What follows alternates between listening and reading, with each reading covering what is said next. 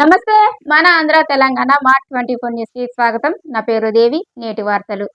Bhimavaram rural వేంప గ్రామంలో Kuwait NRI సెట్టెం Varaprasad నూతన గృహ ప్రవేశానికి ఆంధ్రప్రదేశ్ మాదిగ కార్పొరేషన్ చైర్మన్ ఉండవల్లి శ్రీదేవి హాజరయ్యి కుటుంబానికి ఆశీర్వదించారు. కువైట్ లో మాదిగ యువత ఏకత కోసం వరప్రసాద్ చేసిన సేవలు, పేద విద్యార్థులు, వృద్ధుల కోసం చేసిన కృషిని ఆమె ప్రశంసించారు. గత ప్రభుత్వంలో బడ్జెట్ లేకుండా కార్పొరేషన్లను నిరుపయోగంగా మార్చారని, అయితే కూటమి ప్రభుత్వం 2.5 లక్షల రుణాలు, 60% సబ్సిడీలతో ఎస్సీ కాలనీలో మౌలిక వసతులు, మెగా డిఎస్సి ద్వారా 16,000 ఉద్యోగాలు కల్పిస్తుందని తెలిపారు. ఈ కార్యక్రమంలో పలువురు నాయకులు, కార్యకర్తలు పాల్గొన్నారు. ఈరోజు భీమవరం నియోజకవర్గంలో ఉన్న వెంప గ్రామానికి సంబంధించిన ఇక్కడ ఎన్ఆర్ఐ సెట్టెం వరప్రసాద్ అండ్ సెట్టెం ఝాన్సీ వాళ్ళ ముగ్గురు పిల్లలు కూడా ఈరోజు మరి ఎంతో సంతోషంగా మరి డబుల్ స్టేతో ఒక ఎంఆర్పిఎస్ కుటుంబం, ఎస్సీ కుటుంబం ఈ విధంగా కట్టుకోవడానికి చాలా సంతోషంగా ఉంది. అందుకే మరి మేమందరం కూడా వచ్చి వీళ్ళని అభినందించడానికి వచ్చాము. ఎందుకంటే అట్లడుగు జనాలు డాక్టర్ బాబాసాహెబ్ అంబేద్కర్ భావజాలంతో ఈరోజు మరి అందరూ కూడా ఎస్సీలంటే సేవకులు కాదు, మరి అందరూ కూడా రాజకీయంగా, ఆర్థికంగా, సామాజికంగా ఎదగాలని అంబేద్కర్ గారు రాజ్యాంగంలో రచించాడు. రాజ్యాంగంలో మనకి రాజ్యాంగ ఫలాలు ఇచ్చారు. అదేవిధంగా వీళ్ళు ఆ ఫలాలు అందుకొని మరి కువైట్ వెళ్ళి మరి అక్కడి నుంచి కనీసం నెలకి 10 నుంచి 50,000 రూపాయలు కూడా ఇక్కడ ఉన్న స్టూడెంట్స్కి అయితేనేంటి స్వచ్ఛంద సంస్థలుగా వీళ్ళు ఉద్భవించి మరి వాళ్ళకి కావాల్సిన కొంతమంది ఇళ్ళు కట్టారని చెప్తున్నారు. కొంతమంది ఓల్డ్ ఏజ్ పీపుల్కి వాళ్ళకి పెన్షన్స్ గవర్నమెంట్ ఇస్తున్నా కానీ వాళ్ళకి ఏమైనా హెల్త్గా మెడికల్ చెకప్స్ కానీ ఏదైనా ఉంటే అవి కూడా చేస్తున్నారు. కనుక ఇంత మంచి కార్యక్రమం ఇచ్చిన ఎన్ఆర్ఐ వరప్రసాద్ కువైట్ నుంచి వచ్చి మరి ఈరోజు ఎక్కడో ఉండకుండా మరి నేను పుట్టిన దేశానికి, మరి రాష్ట్రానికి, మన గ్రామానికి మనం ఏం చేయగలం, ఎందుకంటే మనం ఎంతో ఎదుగుతాం, ఇక్కడున్న అవకాశాలు అందిపుచ్చుకొని అబ్రాడ్ వెళ్ళినా కానీ మరి మనందరం కూడా భూమి ఎంత గుండ్రంగా ఉంటుందో వాళ్ళకి తిరిగి రావాల్సింది మన స్వస్థలానికే. కనుక వాళ్ళు గుర్తుపెట్టుకొని మరి ఒక ఇల్లు కట్టుకొని ఇక్కడ సేవలు అందించడం అనేది నిజంగా I really appreciate them. And కాకపోతే ఈరోజు మరి వీళ్ళలాగా అందరూ ఎస్సీస్ కూడా ఎదగాలి. ఎందుకంటే చాలామంది ఎదిగిన వాళ్ళే అట్లా పైకి వెళ్తారు, కానీ చాలామంది కూడా అవకాశాలు అందక అందిపుచ్చుకోవడం తెలియక మరి ఎస్సీ లోన్స్ కానీ, రుణాలు కానీ, మరి సబ్సిడీ ఎలా తీసుకోవాలో తెలియక చాలామంది కూడా ముందుకు రావట్లేదు. అయితే గత ప్రభుత్వంలో మీరు గమనిస్తే 2019 నుంచి 24 వరకు వైఎస్ జగన్మోహన్ రెడ్డి గారు ఆయన ఎస్సీలకి చేసిందేం లేదు. నా ఎస్సీ, నా బీసీ, నా మైనారిటీస్ అనుకుంటూ చెప్పడం తప్పితే, ఒక రాగం, ఒక పాట పాడటం తప్పితే వాళ్ళు చేసింది శూన్యం.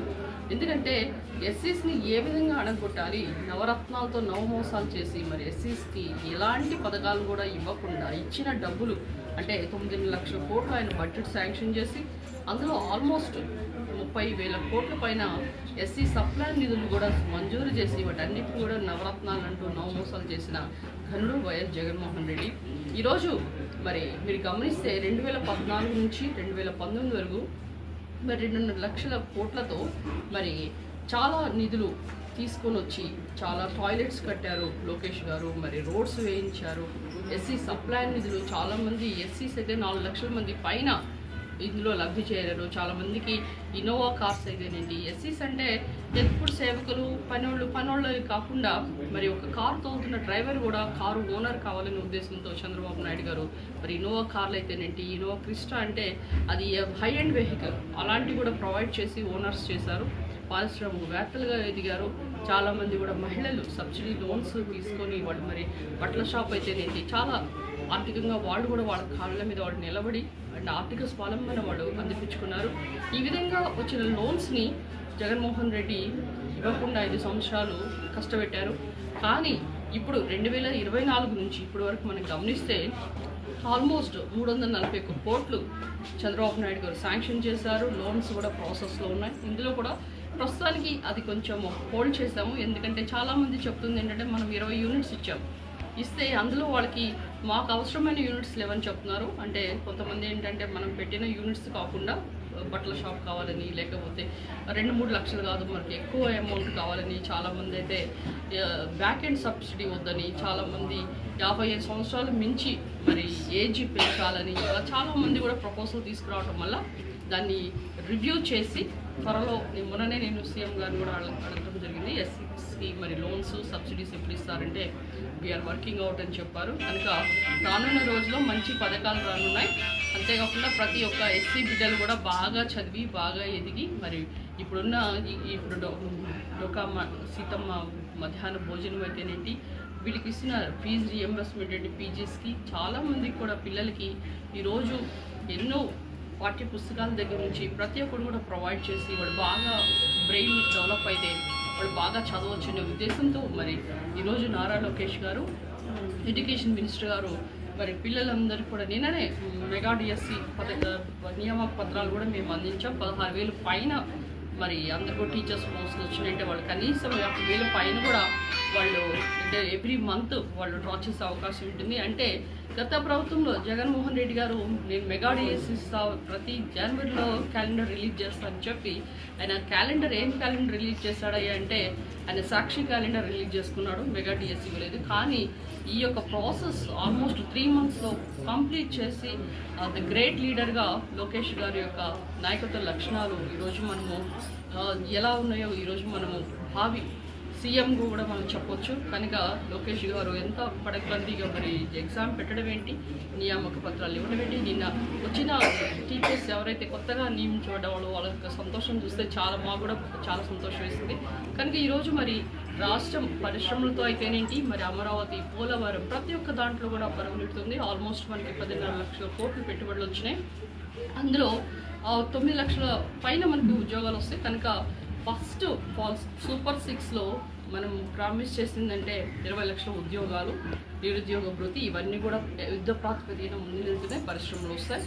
అండ్ దీపం పథకం ఇచ్చాం, అందరూ కూడా సిలిండర్స్ వచ్చినాయి. తర్వాత తల్లికి వందలు, ప్రతి తల్లి అకౌంట్లో కూడా ఎంతమంది బిడ్డలు ఉంటే 3 ఉన్నారు, 3 కూడా పడతాయి అమౌంట్. ఇదివరకు జగన్మోహన్ రెడ్డి అమ్మఒడి అని చెప్పి నాన్న బుడ్డికి డబ్బులు ఇచ్చేసాడు.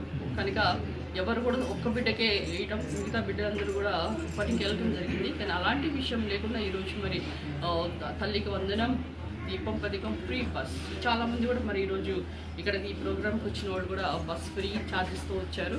కనుక ఈరోజు ఇంత మంచి పథకాలు ఇచ్చిన మన సీఎం గారు చంద్రబాబు నాయుడు గారికి, మరి మా అన్న లోకేష్ గారికి, మరి పవన్ కళ్యాణ్ గారికి, మరి బీజేపీ నాయకత్వమైన మోడీ గారి నాయకత్వం నడుస్తున్న బీజేపీ శ్రేణులు కూడా, మరి ముఖ్యంగా ఇక్కడ వచ్చిన ఎంఆర్పిఎస్ పీపుల్ ఎంతో కష్టపడి ఎస్సీ వర్గీకరణలో ఈ మెగా డిఎస్ని కూడా వాళ్ళ యొక్క కోటా కొట్టుకున్నారు. కనుక రానున్న రోజుల్లో ఇంకా విద్య, ఉద్యోగాల అవకాశాలు మాదిగ కులం కూడా మెండుగా ఉంటాయి.